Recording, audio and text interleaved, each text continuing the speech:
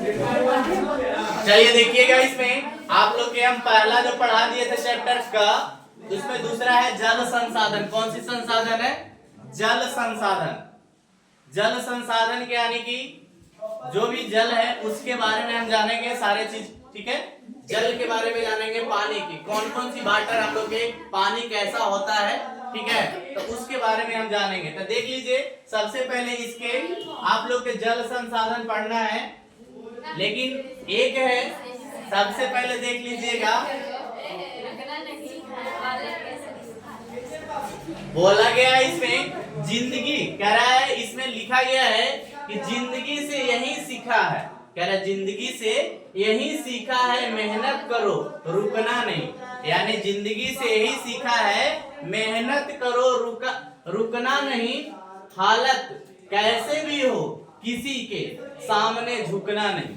यानी कहने के मतलब है कि जैसा भी हो आपको, इसमें बोला है जिंदगी से यही सीखा है, जिंदगी से यही सीखा है कि मेहनत करो रुकना नहीं, ठीक है, मेहनत करो रुकना नहीं, हालात जैसा भी हो किसी के सामने झुकना नहीं। यानी कि यदि अगर पढ़ रहे हैं, पढ़ते समय आपको किसी दोस्त आ गया, ठीक है ना, यानी कि जो आपसे ज्यादा लगाव है, वो आएगा तो कहेगा चलो ना घूम करके आते हैं, मार्केट से आते हैं, चलो आते हैं उधर से तब पढ़ेंगे, वैसा नहीं। यानी कि पढ़ाई में कोई आप चेंजिंग नहीं कर सकते, यानी पढ़ते समय अलग नहीं होना है। अब देख लीजिए, इसमें आगे हम चलते हैं तो इसका आप समझ गए हैं कि मेहनत करते समय अगर कोई भी रुकावट या बाधाएं आती है तो हमको रुकना नहीं चाहिए। इसमें बताया गया बाबू, सबसे पहले जल के बारे में हम बोले थे, तो जल संसाधन, ठीक है, इसमें क्या कर रहे हैं, जल संसाधन के बारे में करेंगे। देख रहे हैं जल संसाधन क्या है। सबसे पहले है कि जल संसाधन क्या है, जल संसाधन क्या है। अब इसमें देखिए जल संसाधन की बात करेंगे तो देखिए जल संसाधन, हम जल के बारे यानी पानी के बारे में बताए हैं, तो कहता है जल संसाधन, तो जल संसाधन में बताया गया बाबू, इसमें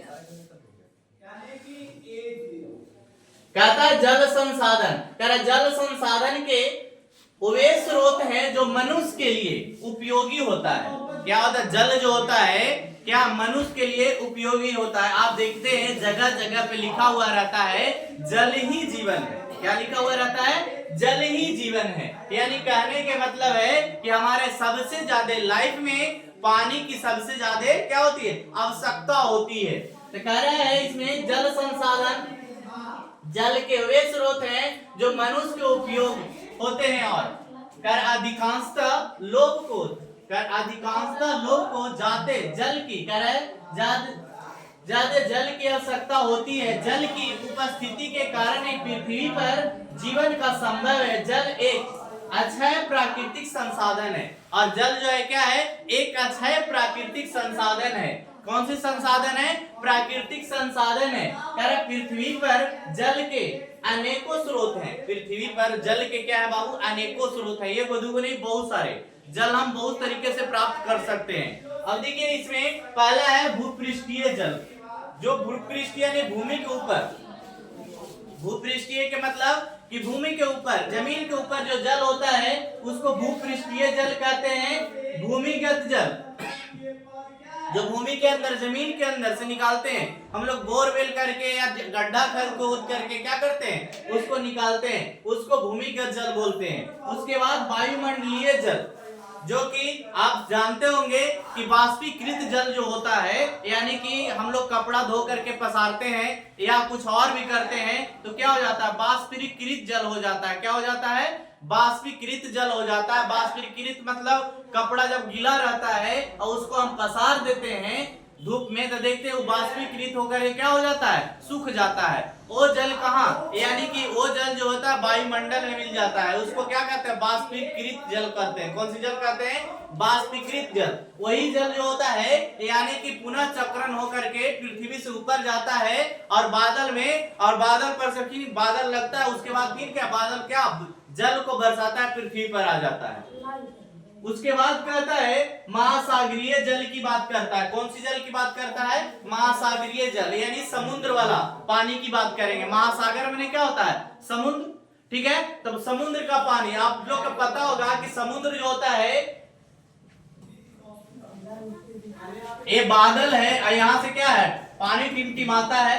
आप लोग को पता होगा कि पानी जब टिमटिमाता है ये महासागर है, ठीक है। कौन से ये महासागर है। अब बताइए कि महासागर से आप देखिए इस तरीका से क्या होता है, गोल गोल घूम करके क्या यानी बाष्पीकृत जल होता है। पानी जो होता है उड़ करके कहाँ चला जाता है, बादल में चला जाता है और बादल में जा जाता है, यहाँ से बाष्पीकृत होकर ऊपर जाता है और बादल जो है फिर मौसम के अनुकूल ऊपर से नीचे क्या कर देता है, भेज देता है। हम लोग जिसको कहते हैं कि बारिश हो रहा है, तो वो पानी जो होता है कहता है ना, हम लोग के पूर्वज लोग का कहना है यानी दादा दादी सब लोग सुने हैं कि जिस समय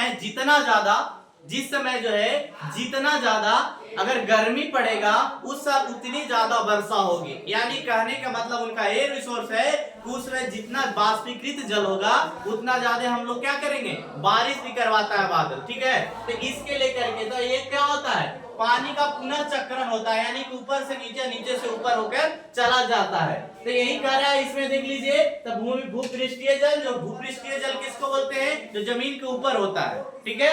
उसके बाद भूमिगत जल जमीन के अंदर, और उसके बाद वायुमंडलीय जल जो हवा में होता है, मिश्रित होता है। उसके बाद महासागरीय जल की बात करेंगे तो महासागर यानी कि समुद्र में जो जल होता है उसको महासागरीय जल बोलते हैं। उसके बाद आगे देखिए बाबू, इसमें बताया गया है, कहता है जल का सबसे विशाल भंडार महासागर है। जल का सबसे विशाल भंडार कौन सा है, महासागर है। कौन सा है, महासागर, जो विश्व के कुल जल आयतन का 96.5% है। कितना है, 96.5% है। जल महासागरों में ही पाया जाता है। कह रहे जल जो होता है महासागर में पाया जाता है, उनमें से मात्र 2.5% जल, कितना, 2.5% जल ही मीठा पानी है।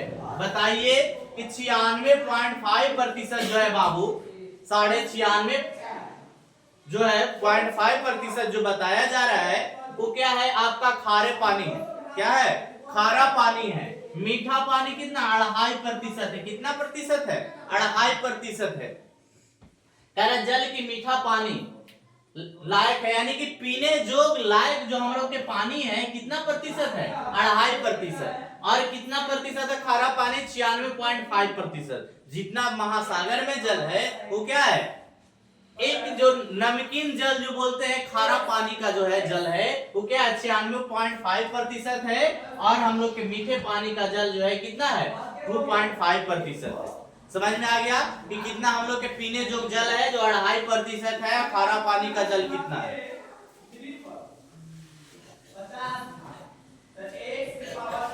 आगे कहता है इसमें,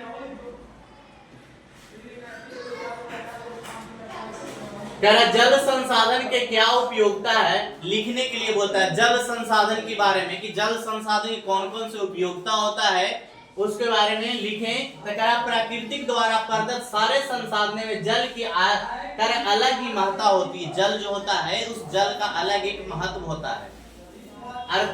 अर्थशास्त्र की दृष्टि से कहा गया है कि जल ही जीवन है। अर्थशास्त्र की दृष्टि से कहा गया है कि जल ही जीवन है। क्या है, जल ही जीवन है। इसमें बताया जा रहा है कि जल ही जीवन है। जल संसाधन के निम्नलिखित उपयोग है। जल जो है संसाधन के कौन सा उपयोग है, निम्नलिखित उपयोग है। जैसे बताया गया है सबसे पहले में कि जल का उपयोग विद्युत उत्पादन, कर जल का उपयोग जो है किसमें, विद्युत उत्पादन एवं वस्त्र उद्योग के लिए बृहद पैमाने पर किया जाता है। क्या किया जाता है, बहुत ज्यादा। इसमें जल का उपयोग विद्युत उत्पादन एवं, कह रहा है इसमें जल का उपयोग विद्युत उत्पादन एवं वस्त्र उद्योग के लिए कह रहा बेहतर पैमाने पर किया जाता है। यानी कि सबसे ज्यादा क्या किया जाता है, बेहतरीन, यानी कि अच्छा। अब जानते हैं हम लोग फसल उगाते हैं तो फसल में पानी क्या देते हैं, पानी को क्या करते हैं हम लोग, देते हैं। तो उस फसल जितना पानी अधिक देते हैं उतना ही फसल क्या होता है हम लोग के अधिक होता है। क्या होता है, अधिक होता है। और क्या कहलाता है, पौष्टिक एवं पूरा उसका जो दाना होगा उस फसल का एकदम पुष्ट होगा, यानी अच्छा और उसमें वजन ज्यादा होगी, उसमें पैदावार ज्यादा होगा। जैसे अभी हम लोग के रबी फसल लगा हुआ, गेहूं लगा हुआ ना जी, ठीक है। अब देखिए रबी फसल में कौन कौन सी फसल आ जाता है, रबी फसल कब बोया जाता है आप लोग के पता है, सारा चीज बताया गया है, ठीक है। जिसे नवंबर और दिसंबर माह में बोया जाता है और क्या अप्रैल मई में काट लिया जाता है, यही ना है। तो अभी देखिए कि गेहूं वाला जो है, अगर उसका गेहूं का होता है मैक्सिमम 3 से 4 बार पटाया जाता है, तब जाकर के गेहूं क्या होता है, अच्छा पैदावार होता है। अगर उससे कम पानी दीजिएगा तब पैदावार अच्छा नहीं होगा। इसमें बताया जा रहा है कि जल का उपयोग विद्युत उत्पादन, वस्त्र उद्योग के लिए बृहद पैमाने पर किया जाता है। दूसरा बताता है जल संसाधन का उपयोग बाढ़ नियंत्रण और मिट्टी अपरदन पर रोक लगाने के लिए, कह रहे मिट्टी अपरदन पर रोक लगाने के लिए किया जाता है। अब देख लीजिए जल संसाधन का उपयोग जो है बाबू बाढ़ नियंत्रण और मिट्टी अपरदन के रोक लगाने के लिए किया जाता है, यानी कि बाढ़ को और मिट्टी अपरदन, अपरदन किसको बोलते हैं, जो एक जगह से दूसरी जगह मिट्टी चली जाती है, ठीक है, यानी पानी के माध्यम से, हवा के माध्यम से या किसी और चीज के माध्यम से चला जाता है, उसको क्या बोलते हैं हम लोग उसी को मिट्टी का अपरदन बोलते हैं। तो मिट्टी अपरदन को रोक लगाने के लिए भी किया जाता है। अब मान लिया जाए कि जहां पे मिट्टी अपरदन हो रहा है वहां पे हम फसल लगा देंगे या पेड़ पौधा लगा देंगे, तो वहां से मिट्टी अपरदन होना क्या हो जाएगा, रुक जाएगा। क्या हो जाएगा, रुक जाएगा। उसके बाद करा जल संसाधन को नदी घाटी परियोजना से बदलकर कृषि औद्योगिकरण ग्रामीण करें, कृषि औद्योगिकरण ग्रामीण अर्थव्यवस्था को समन्वित रूप से विकसित की जा सकती है। समन्वित रूप से क्या उसको विकसित यानी कि फैलाया जा सकता है, बढ़ाया जा सकता है, आगे और किया जा सकता है। इसमें आगे बताता है